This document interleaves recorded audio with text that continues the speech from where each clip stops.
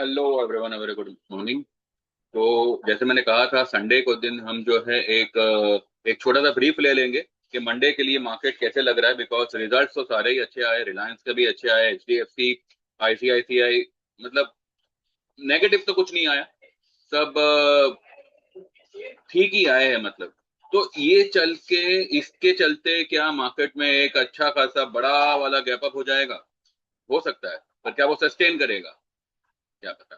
मैंने आप लोगों को फ्राइडे के दिन सब पूरा डिटेल में समझाया हुआ था। चाहो तो वो वीडियो एक बार फिर से देख लीजिएगा। मैं इसके एंडिंग वाले पार्ट में मैं डाल दूंगा उसका लिंक। तो जैसे ही वीडियो एंड होगा तो आपको वो फ्राइडे वाली वीडियो का ये मिल जाएगा, तो आप खाली क्लिक करेंगे तो आप देख पाएंगे। उस वीडियो में मैंने आपको क्लियरली समझाया हुआ है कि पीसीआर नाम की भी एक चिड़िया होती है। और जब भी मार्केट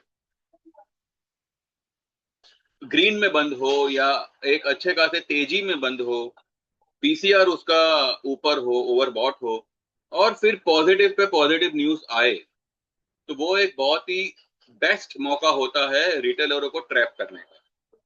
क्योंकि रिटेलरों की बुद्धि जो होती है ना, वो यहां नहीं होती, वो पीछे होती है। पीछे भी नहीं होती, पता नहीं कहाँ होती है। क्योंकि रिटेलर वो बला है जो हमेशा गो विद द फ्लो की टेंडेंसी पे काम करता है। ठीक है, जहां दुनिया जाएगी हम भी वहीं चलेंगे, इसका नाम है रिटेलर। और हमेशा रिटेलर इस टेंडेंसी की वजह से हमेशा फंसता है, हमेशा ट्रैप हो जाता है। अब क्योंकि रिलायंस के रिजल्ट अच्छे आए हैं, चलो कल अगर 2-2.5% प्लस में खुला, हर कोई कूदेगा उसमें। कूदो। रिलायंस का stock is like gold biscuit, सोने की लगड़ी होती है वो। उसको आप खाली ले लो और बेचो मत, जिंदगी में कभी मत बेचो। लेकिन जब आप ट्रेड करने आते हो ना, जब आप trader as a trader market में काम करते हो, तो आपको बहुत सी बातों का ध्यान रखना पड़ता है। रिलायंस ऑलरेडी 1-1.5%, 2% के करीब कुछ फ्राइडे के दिन प्लस में बंद हुआ।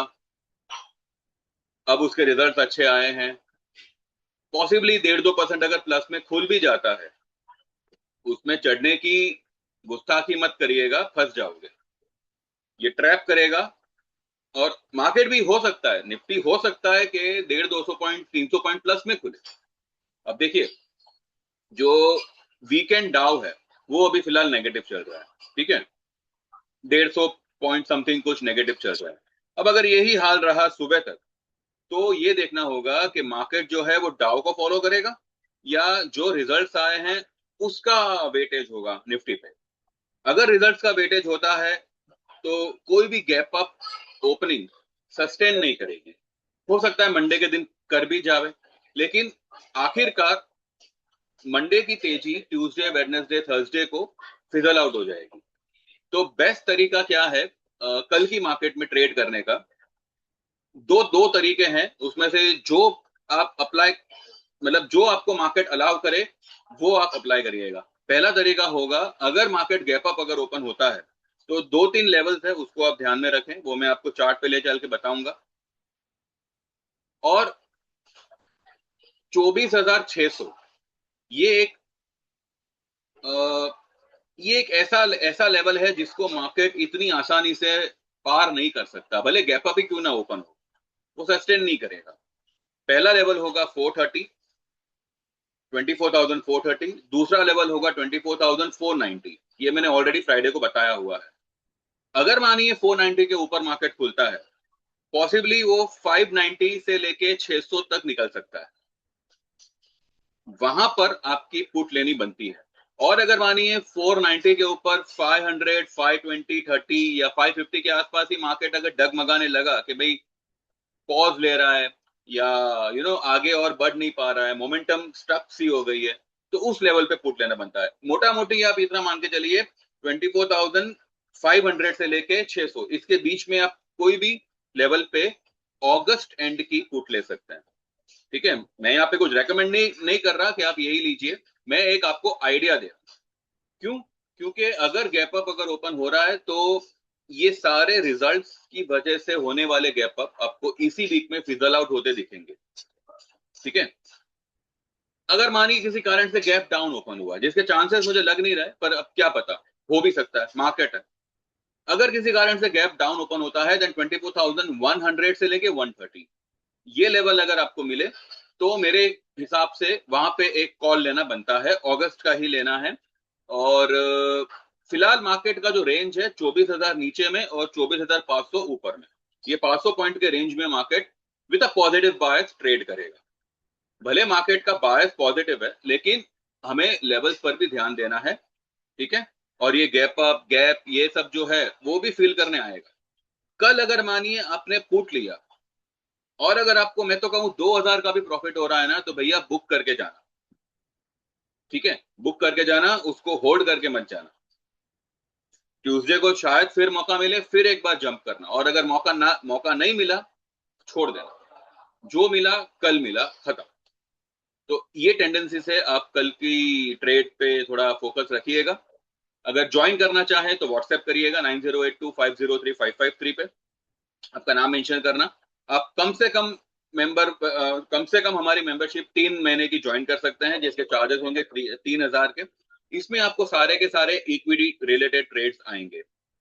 इससे बड़ा प्लान आप ले सकते हैं 6 महीने का, जिसके चार्जेस होंगे 5,000 के। इसमें भी आपको सारे के सारे इक्विटी ट्रेड्स ही आएंगे। इससे बड़ा प्लान में आप जा सकते हैं 1 साल का, जिसके चार्जेस होंगे 9,000 का, लेकिन इसमें आपको इक्विटी के साथ साथ कमोडिटी ट्रेड्स भी आएंगे, ठीक है। और जो हमारा फाइनल प्लान होगा, वन टाइम पेमेंट का 15,000 का, जिसमें आपको इक्विटी लाइफ टाइम मेंबरशिप में डायरेक्ट एनरोल करने मिलेगा। इसके बाद 1 रुपए का पेमेंट आपको इन फ्यूचर नहीं करना है, ठीक है। तो 15,000 होगा for equity life time membership, और 25,000 होगा for equity plus commodity life time membership, ठीक है। ये एक बात हुई। दूसरी बात यह है कि मार्केट करने से ज्यादा इंपॉर्टेंट है मार्केट को सीखना, मार्केट को समझना। आगे चल के हो सकता है आप एक अच्छे ट्रेडर साबित ना हो पाए, लेकिन एक अच्छे ट्यूटर साबित हो सकते हैं। लेकिन उसके लिए भी आपको ज्ञान होगा, तो आप किसी को ज्ञान दे पाएंगे, राइट। सीखना इज वेरी इंपॉर्टेंट। मार्केट का आना बहुत ही इंपॉर्टेंट है। और जो जो मार्केट का चार्ट है, जो मार्केट की टेक्निकल इंडिकेटर्स है, वो आपको ना केवल निफ्टी बैंक निफ्टी स्टॉक्स में, बल्कि आपको गोल्ड सिल्वर में और क्रिप्टोज में भी काम आती है, ठीक है। हालांकि गोल्ड सिल्वर की पैटर्न थोड़ी डिफरेंट है, क्योंकि उसमें जो है इतनी वॉलेटिलिटी नहीं होती, उसमें एक ट्रेंडिंग होती है। अगर वो भाग रहा है तो भागते जाएगा, अगर वो गिर रहा है तो गिरते जाएगा। लेकिन कौन से लेवल पे वो टिकेगा, कौन से लेवल पे वो पॉज लेगा, ये सब आपको टेक्निकल इंडिकेटर्स के द्वारा पता चल सकता है। तो फ्रॉम द मंथ ऑफ अगस्त मैंने एक बात सोची है, और जो भी उसमें ज्वाइन करना चाहे कर सकते हैं। 1 तारीख से लेके 5 तारीख एवरी मंथ मैं जो है सेशंस कंडक्ट करूंगा। ऑनलाइन होगा, जूम पे होगा। इसके चार्जेस होंगे 7,000 के। और इसमें एक चीज, ये एक बेनिफिट है कि मानिए आपने 1 तारीख से लेके 5 तारीख, मानिए आपने अगस्त में हमारा 5 दिन का सेशन अटेंड किया, ठीक है।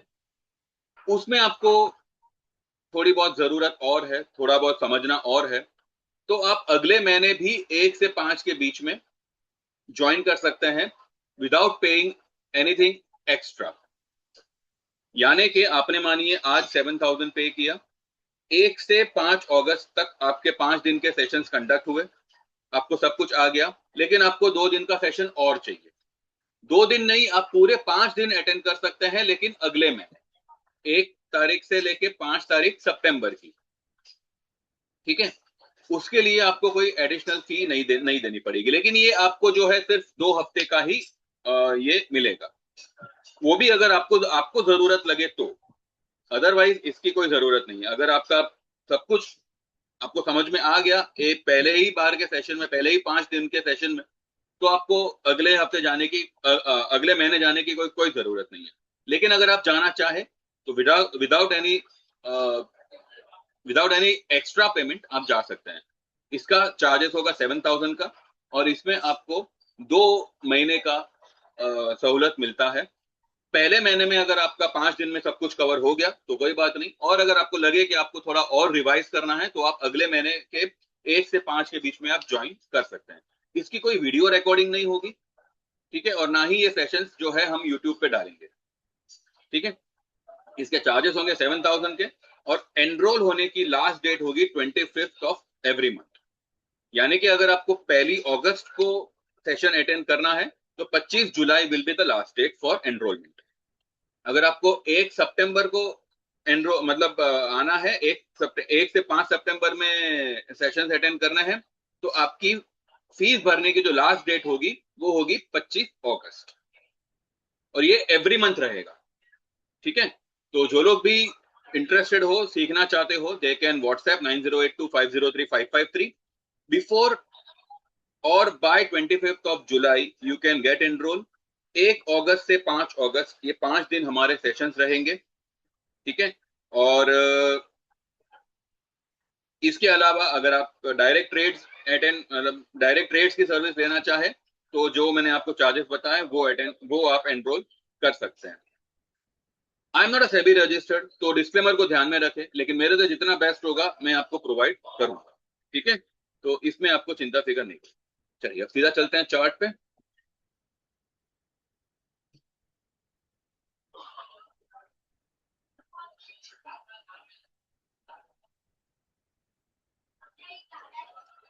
ये लेवल्स मैंने आप लोगों को बताए थे। ये ऊपर में 24,430, ये जो रेड लाइन है वो 430 का लेवल आता है। अब जरूरी नहीं है कि एग्जैक्ट 430 पे आवे, वो 410 420 मार के भी घूम सकता है, 435 440 जाके भी घूम सकता है। तो 430 से लेके 490 है ये ब्लैक लाइन। ठीक है, ये 60 पॉइंट का एक बफर रहेगा, इसके बीच में से कहीं से भी वो रेजिस्टेंस लेके घूम सकता है।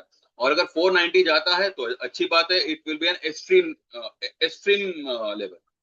490 के ऊपर अगर ये चला गया, मानो 490 के ऊपर ही अगर ये खुलता है, देन ये जो रेड लाइन है वो एक बढ़िया रेजिस्टेंस का काम करेगा, जो आता है 24,590 580 590। तो मैंने 600 का लेवल आपको दिया ही है। अगर किसी कारण से मानिए खुलता ही यहीं पर है, तो मेरे हिसाब से यहाँ पे पुट लेना बनना चाहिए। मार्केट नीचे आएगा, हो सकता है कि मंडे को शायद ना भी आवे, लेकिन इसलिए मैं कह रहा हूं बजाय जुलाई के आप अगस्त में जंप करिएगा, सितंबर का लीजिएगा, that will be much better. आपके प्रीमियम बहुत सलामत रहेंगे और आपको प्रॉफिट भी अच्छा खासा होगा। ठीक है, और अगर किसी कारण से नीचे ही खुलता है, देन 24,130 से लेके ये जो ब्लैक लाइन है 100 24,100, ये एक लेवल रहेगा। 24,100 के नीचे अगर किसी रीजन से मार्केट निकल जाता है तो ये 23,900 एक बार टेस्ट कर सकता है, जिसके चांसेस मुझे फिलहाल मंडे को तो नहीं नहीं लग रहा है। आने वाले दिनों में पता नहीं, लेकिन फिलहाल मंडे को तो नहीं नहीं लग रहा। मंडे को तो मुझे अपसाइड लेवल ही दिख रहा है। तो यहाँ पे इस किसी लेवल पे आपका पुट लेना बनेगा। ठीक है, तो देख लीजिए, आपके हिसाब से आप करिएगा। मेरा ये सिर्फ सुझाव है, मैं कुछ रेकमेंड नहीं कर रहा आपको कि आप ये स्ट्राइक रेट की लो या वो स्ट्राइक रेट की लो, लेकिन जो भी ले अगस्त की लीजिएगा और थोड़ा सा नजदीक का लीजिएगा। ठीक है, वो 23,900 का, ये सब इतने दूर दूर के मत लीजिएगा, थोड़ा नजदीक का लीजिएगा, अच्छा खासा पैसा आपका बन सकता है। ठीक है, अब क्योंकि और कल 6 बैंकों के रिजल्ट्स आए हैं, तो बैंक निफ्टी कल फॉर्म में रहेगा। और अब ये ओपन कैसे होता है उस पर डिपेंड करता है। अगर बैंक निफ्टी किसी कारण से अच्छे खासे गैप अप से ही ओपन होता है तो मुझे लगता है कि यहां तक, ये और ये लाइन के बीच का लाइन विच इज समवेयर 59,600 650, अगर यहां तक अगर जाता है ना बैंक निफ्टी, तो यहां पे एक पुट लेना बनेगा। और अगर मानिए 1,000 1,200 पॉइंट ऊपर में ही खुलता है, देन वेट फॉर 60,000। 60,000 का वेट करिएगा। 60,000 60,400 500 के आसपास बैंक निफ्टी में शॉर्ट बनेगा। ठीक है, वो कल कहाँ खुलता है, किस लेवल पे खुलता है, उसका डिस्कशन हम कल कल ही करेंगे। ये मैंने आपको एक ब्रीफ रिवीजन दे दिया मंडे के लिए, कि भाई मंडे के लिए इस तरीके का पैटर्न कुछ बन सकता है। अगर गैप अप खुला तो ये करना है, अगर गैप डाउन खुला तो ये करना है। तो वो बात को आप ध्यान में रखिएगा। आप कल सुबह हम देखेंगे कहाँ पे गिफ्ट निफ्टी ओपन होती है, कहाँ पे गिफ्ट निफ्टी होती है, कहाँ पे वर्ल्ड मार्केट होता है, और ओपनिंग कहाँ, मतलब कहाँ हो सकती है, तो वो हिसाब से देखेंगे हम।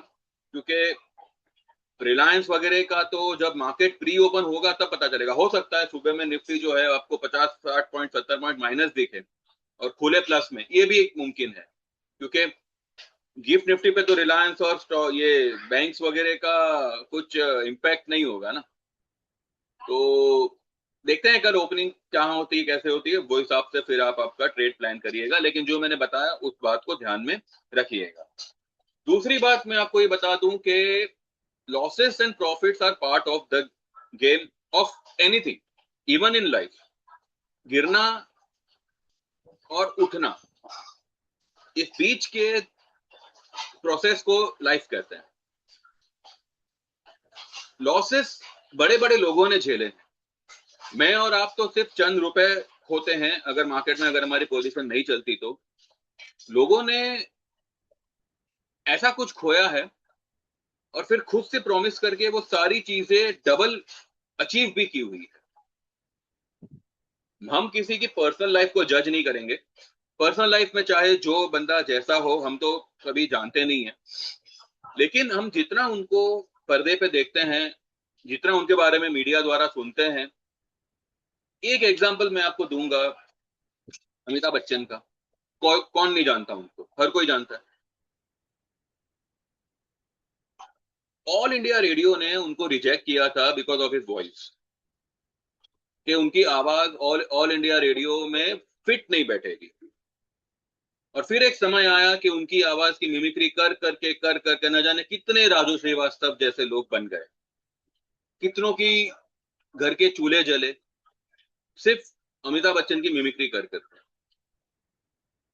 उनका कद बहुत लंबा है, उनके टक्कर की कोई हीरोइन नहीं है, उनके नाप की कोई हीरोइन नहीं है। और फिर वही पर्सनालिटी एक ऐसी पर्सनालिटी बन गई कि उनका पर्दे पे आना और पब्लिक का सीटी बजाना, चिल्लर उड़ाना, पैसे उड़ाना, और एक ये सब कुछ एक लंबे दौर के लिए चला। जो जो उनमें कमियां थी, जो जो उनकी कमजोरियां थी, वही उनकी ताकत बन गई। लेकिन कहते हैं ना, समय बड़ी कुत्ती चीज है, पार्डन माय लैंग्वेज, बट ये फैक्ट है। वक्त अपनी जात दिखाता ही दिखाता है। एक समय आया कि अमिताभ बच्चन को लगा कि नहीं भैया, मुझे एक्टिंग से रिटायरमेंट लेनी चाहिए, और अब क्योंकि अब तक मैंने जो फिल्मों में काम किया है, अब मैं फिल्में बनाऊंगा। सभी को पता है उन्होंने एबीसीएल नाम की कंपनी को एस्टैब्लिश किया था, वो स्टॉक मार्केट में भी लिस्टेड थी। चंद्रचूड़ सिंह, अरशद वारसी, प्रिया गिल, देन मनोज बाजपेयी, निर्मल पांडे, सीमा बिस्वास, ये सब बड़े बड़े स्टार्स को उन्होंने इंट्रोड्यूस किया था। बैंडिट क्वीन बनाई, देन तेरे मेरे सपने बनाई। इन सारे एक्टर्स को, और ये सारी फिल्में ठीक ठाक बिजनेस करने के बावजूद एबीसीएल बड़े घाटे में चली गई, बंद करनी पड़ी कंपनी। कर्जा हो गया उनके ऊपर। सोचो, जो अमिताभ बच्चन को लेकर इतने सारे डिस्ट्रीब्यूटर ने, प्रोड्यूसरों ने करोड़ों रुपए बनाए, आज वो अमिताभ बच्चन देवादार हो गया, कर्जदार हो गया।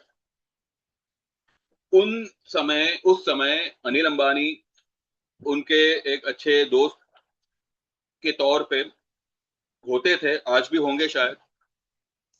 धीरू भाई के कहने पे अनिल अंबानी ने उनको उनकी कर्ज चुकाने के लिए एक रकम ऑफर की विथ जीरो इंटरेस्ट, कि आपके पास जब हो तब मुझे देना, फिलहाल आप ये टेंशन से निकल जाओ। अब अमिताभ बच्चन की जगह पे मैं और आप होते तो हम यही सोचते कि चलो ना, ठीक है, अनिल अंबानी भगवान बन के आया, मुझे इस कर्ज से निकाल रहा है। पर उन्होंने ऐसा नहीं किया, बल्कि उन्होंने अनिल अंबानी से कहा कि ऑडियंस का मैं हीरो हूं। जब मैं पर्दे पे आता हूं और 10-10 लोगों को मारता हूं तो लोग ताली बजाते हैं, सीटी मारते हैं। मैं उनका एक आइडल हूं, मैं उनका एक हीरो हूं, और हीरो कभी हार नहीं मानता। मैं आपकी ये रकम ले लूंगा, कर्ज से तो मैं मुक्त हो जाऊंगा, पर अपनी नजरों में गिर जाऊंगा। अगर मैं समय की बदौलत इस कर्ज में आया हूं तो समय ही मुझे इस कर्ज से निकालेगा। और जब उन्होंने ये प्रॉमिस खुद से किया कि एक मौका मुझे समय दे, और समय क्या है, समय तो बस बैठा ही है कि आप कब मौका मांगते हो और वो आपको मौका दे। मौका मांगा, मौका मिला, उस वक्त मोहब्बतें आई, थोड़ा बहुत उनका कर्ज चुका, और फिर स्टार प्लस ने उनको कौन बनेगा करोड़पति ऑफर किया।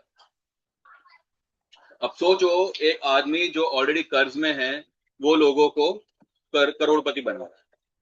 अब वो पूरा प्रोग्राम स्क्रिप्टेड था, क्या था, उस पे हम नहीं जाते, पर ऊपर वाले का डायरेक्शन देखो। Life is a movie. हम सिर्फ एक हमारे किरदार प्ले कर रहे हैं। मैं मेरा किरदार प्ले कर रहा हूं, आप आपका किरदार प्ले कर रहे हो, राइट। और ऊपर बैठा जो है,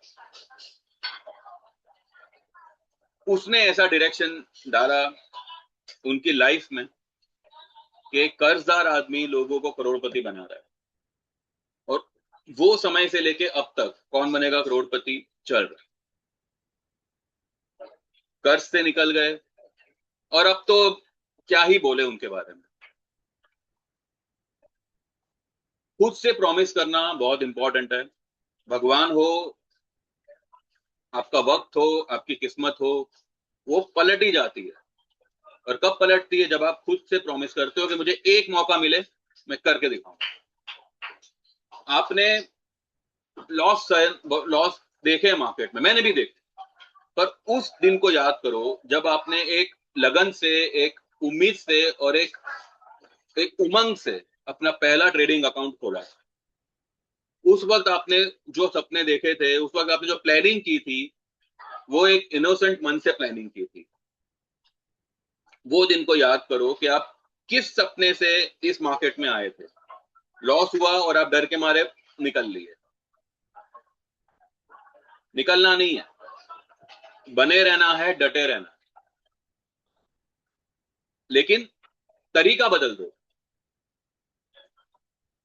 आप तरीका बदल दो और एक मौका मांगो खुद से, समय से, मार्केट से। मौका आपको मिलेगा, और 110% मैं कहता हूं मिलेगा।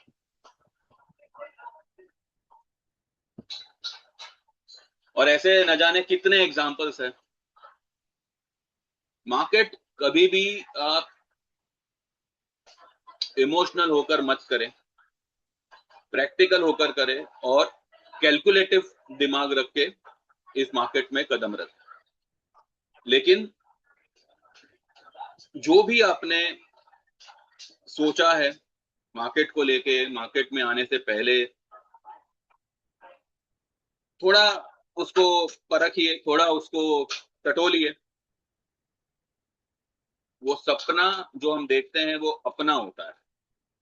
आपको किसी ने फोर्स नहीं किया था कि आप वो सपना देखो, वो आपने खुद देखा था, तो वो आपका खुद का सपना है। किसी रीजन से उसको टूटने मत दीजिए। लॉस प्रॉफिट चलता रहता है।